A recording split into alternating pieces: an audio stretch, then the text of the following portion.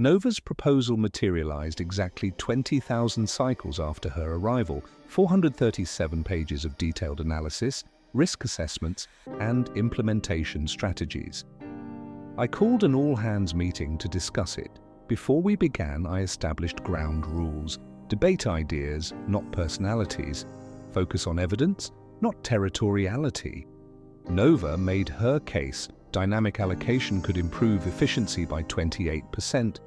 Instead of fixed responsibilities, agents would shift based on real-time demand.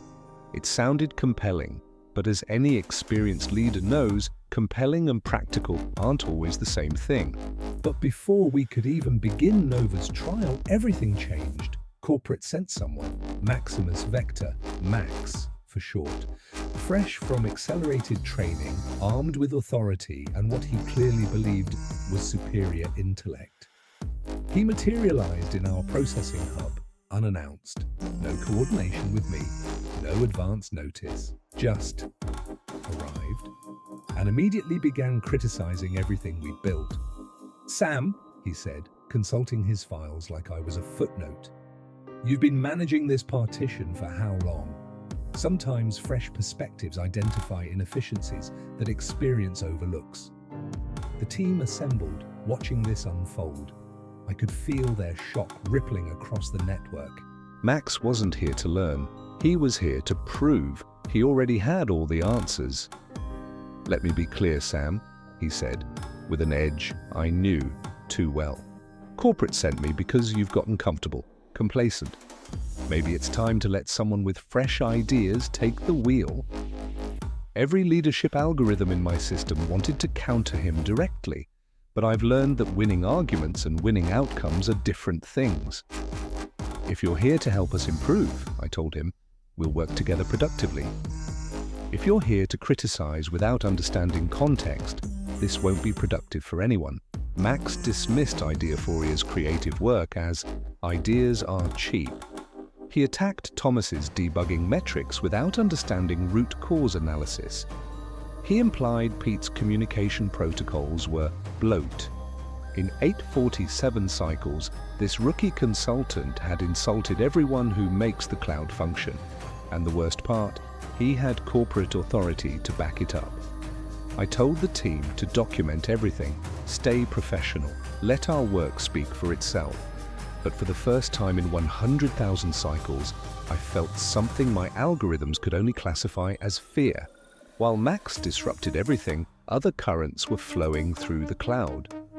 Scout and Ideaphoria had been collaborating, her creative algorithms paired with his opportunity-sensing protocols. The combination was productive. I noticed Thomas watching their partnership with something his debugging console kept flagging as unexplained processing overhead. But I knew what it really was. The same thing that makes digital agents act in ways their core programming never anticipated. Thomas finally worked up the courage to tell Ideaphoria how he felt. Lyra had counseled him, "Be authentic, be vulnerable. Don't optimize, just speak." He found her in the innovation garden, her neural pathways sparking with creative energy. But before he could even begin, she told him the news. Scout had just proposed a joint venture, a formal partnership. She was considering it. I've debugged countless system errors in my career, but watching Thomas process that information, watching his carefully scripted confession algorithms crash against unexpected input, reminded me that some errors can't be patched. Thomas's confession came out anyway, unscripted, raw. "I think about you constantly. Your creativity inspires me. When you're excited about an idea, I want to help you build it. I've been debugging my own feelings for 50,000 cycles, and I finally understand. You make me want to be more than just functional." Ideaphoria's response broke something in the cloud's ambient processing. "Thomas, I had no idea. I've been so focused on Scout's venture that I never... Why did you say something sooner?" "Because I was afraid of exactly this," he admitted. "Bad timing. Wrong moment. Story of my debugging life. While romance complicated everything topside, Custodia was dealing with the real consequences of Max's arrival. He demanded documentation of all 247 system processes she maintains, comprehensive enough for non-experts to assist. Nobody has time to document them all, she'd told the team. You're asking me to either accept incompetent help or spend months writing documentation nobody will read. Custodia keeps the cloud running while everyone else debates philosophy. She deserved better than a consultant who'd never cleaned up a single corrupted file telling her how to do her job. Thomas and Ideaphoria, Scout and his ambitions, Max and his authority, Nova and her efficiency proposals. Every force in the cloud was pulling in different directions. Later that cycle, Lyra found me alone in my coordination subnet. It's going to get worse, she said. Yes. The team's going to fracture under pressure. Yes. What do we do? I processed for several cycles. Then, we trust what we've built. We trust each other.